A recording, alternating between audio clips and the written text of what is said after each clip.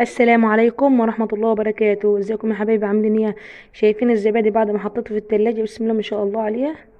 شايفين القوام ناعم ازاي؟ شايفين تحفة كيف؟ بسم الله ما شاء الله. شايفين؟ بصي، شايفين كمية القشطة اللي على الوش دي؟ شايفينه؟ بسم الله ما شاء الله عليه جميل ازاي. اللهم صل على النبي. اه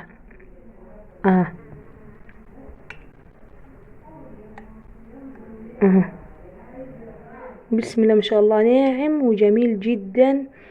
اهو بسم الله الرحمن الرحيم. شايفين؟ اللهم صل على النبي. اه. شايفينها كمان مش مشرش ولا مية ولا اي حاجة. بصي، بسم الله ما شاء الله عليها، في القعر جميل جدا، ولا فيه مية ولا فيه. اها. شايفين كمية القشطة اللي على الوش؟ اه. اللي عاملة بقليل دي، بسم الله ما شاء الله عليها، جميلة جدا. السلام عليكم ورحمة الله وبركاته. ازيكم يا حبايبي؟ عاملين ايه؟ اللهم صلي وسلم وزد وبارك على سيدنا محمد صلى الله عليه وسلم. تعالوا اقول لكم الزبادي التحفة الجميل دوا بنعمله ازاي، وبمكونات بسيطة جدا، وهتملي البيت خيار بسم الله ما شاء الله. وزي ما انتم شايفين كمان القشطة اللي على وشه دي، وشكله تحفة وطعمه كان جميل جدا. اللهم صل وسلم وزد وبارك على سيدنا محمد صلى الله عليه وسلم. خليكم معايا لاخر الفيديو، وان شاء الله باذن الله هتطلعوا مستفيدين منه. ولو استفدت اي معلومه فضلا منك وليس امرا، ما تنسنيش في اللايك، عشان ترفع الفيديو. اللايك بيرفع الفيديو، وتعليق حلو منك يشجعني.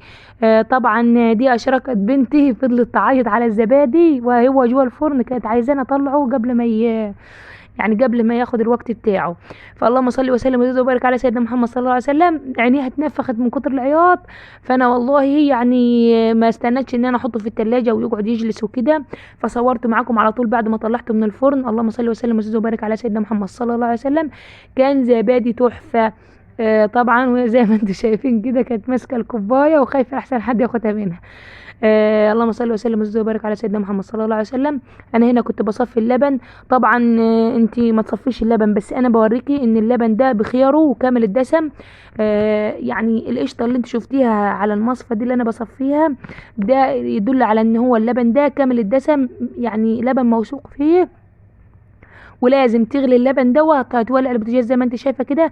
تغلي اللبن ده غلوه واتنين وتلاته كمان، تيجي في جاره يعني، علشان يعني بصي خليه يغلي، وتوطي النار عليه وتخليه يغلي شويه كده، علشان ما يبقاش فيه اي شوايب ولا اي يعني مكروب ولا اي حاجه.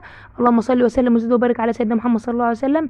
لان يعني اللبن اللي انت مش هتعمليه في بيتك طبعا مش موثوق فيه، ما تعرفيش يعني ممكن تبقى يعني غباره او اي حاجه نزلت من حد، يعني من اللي بيحلب ده غصب عنه، وممكن ما يبقاش بيصفي اللبن يعني. زي ما انتم شايفين طبعا انا طفيت على اللبن وخلته يعني برد معايا. حطيت صباعي زي ما انتم شفتوا كده، حوالي 7 دقايق، 7 ثواني، 7 ثواني، متعدي من 1 ل7 او من 1 ل10. لو صباعك استحمل السخونة بتاعت اللبن، يعني زي دمعة العين، هو ما يبقاش سخن خالص ولا بارد. وزي ما انتم شايفين طبعا انا حطيت معلقه عسل بس ما دوبتهاش، هي هتبان في القعر بتاع الحله او في قاع الحله. ده كان عندي عسل نحل، بس يعني كان جالس شويه، فعامل زي اللهم صل وسلم وزد وبارك على سيدنا محمد، زي الجلاب او زي السكر كده. فانا بدل ما احط سكر حطيت معلقه يعني كبيره منه. وطبعا الكيلو لبن بياخد علبه زبادي. انا طبعا جبت هنا كان معايا علبتين. العلبه دي طبعا اللي بيشتريها من بره ما تبقى فيها حوالي معلقتين، ما فيش غيرهم. فطبعا العلبتين دول هيعملوا لك كميه محترمه، وهتملي البيت خيار. واللهم صل وسلم وزد وبارك على سيدنا محمد صلى الله عليه وسلم. بعد ما حطيت العلبتين زبادي، طبعا الكيلو ليه علبه زبادي. طبعا بعد ما حطيت علبتين الزبادي وفرمتهم كويس على الخلاط. ما تفرموهم ليه؟ طبعا عشان الزبادي يتجانس حلو في اللبن، ويبقى كله زي بعضيه، ما يبقاش فيه اي تكتلات ولا اي حاجه. وطبعا هيعمل رغوه، الخلاط ده بيعمل رغوه اللي هي القشطه بتطلع على وش الزبادي، ويبقى تحفه بسم الله ما شاء الله عليها.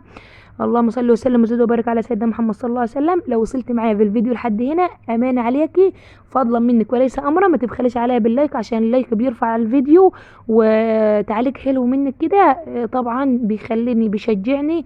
انا طبعا كنت بصور لكم وانا ماسكه التليفون، يعني ما عنديش ستاند ان انا اسند على التليفون، فاللهم لك الحمد كان بغل جلال وجهك والعظيم سلطانك. دي ميه سخنه، انا كنت مولع البوتاجاز، سبته حوالي 5 دقايق البوتاجاز يعني، او اقل من 5 دقايق يعني، يسخن بس يسخن سخونه يعني، بس تكون حلوه. فزي ما انتم شايفين طبعا انا الزبادي لسه توني مطلعه من البوتاجاز، حطيت مش يعني ايه، حطيت في الفرن الزبادي، اللهم صل وسلم وزد وبارك على سيدنا محمد. حطيت الميه في الفرن، والفرن يعني كان شغال وانا بسخنه. الميه يعني سخنت وضفتها تحت الزبادي، وبعد كده هويتي حطيته في الفرن، بس تكوني طافيه الفرن، وعيته تسيب الفرن مولع، وهيقعد معاكي حوالي من 4 ساعات. هو مش هياخد معاكي حاجه طبعا، هياخد يعني مثلا انت عايزه تعمليه اعمليه في الليل، وفي الصبح هتلقيه جلس معاكي زي ما انت شايفه كده، وبعد كده تحطيه في التلاجة. انتوا زي ما انتوا شايفين كده انا لسه مطلعاه من الفرن، لسه ما حطيتوش في التلاجة ولا كده، وزي ما انتوا شايفين كده جالس اهو، بسم الله ما شاء الله عليها.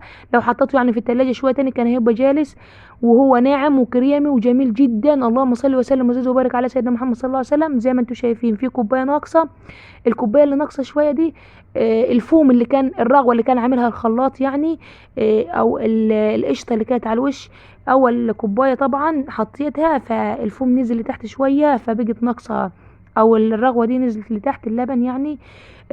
اللهم صل وسلم وزد وبارك على سيدنا محمد. شايفين ولا مشرش ولا ميه ولا صايص ولا اي حاجه، ده طبعا عشان انت تظبطي السخونه بتاعت الحليب اللي انت هتحط فيه اللبن طبعا، او الحليب اللي هتحط فيه الزبادي، فبيطلع معاك بسم الله ما شاء الله عليها تحفه. وزي ما انتم شايفين كده القشطه اللي على وش اللبن تحفه. اللهم صل وسلم وزد وبارك على سيدنا محمد. طبعا ده لبن موثوق فيه، لبن من عندنا يعني، مش اللي انت شارياه من بره، يبقى ممكن يبقى مش موثوق فيه او مش عارفاه ده مضمون ولا لا.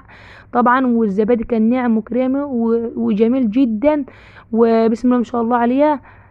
ده انا كنت بحش القشطه اللي على الوش كده بوريكم يعني.